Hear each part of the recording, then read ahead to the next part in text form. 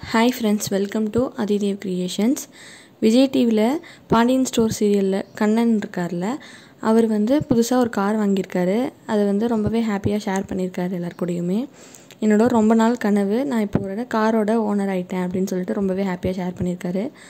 ஃபேமிலியோடு போயிட்டு அவங்க அப்பா கையில் இந்த காரோட கீ வாங்கியிருந்தார். எனக்கு ரொம்ப பெரிய அச்சீவ்மெண்ட் இது, என்னோடய லைஃபோட ட்ரீம் இது.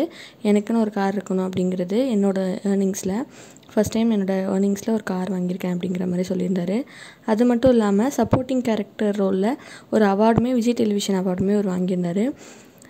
என்னோடய லைஃப்பில் ரொம்ப இம்பார்ட்டண்டான 2 விஷயம் நடந்திருக்கு அப்படின்னு சொல்லிட்டு ரொம்பவே ஹாப்பியாக ஷேர் பண்ணியிருந்தார்.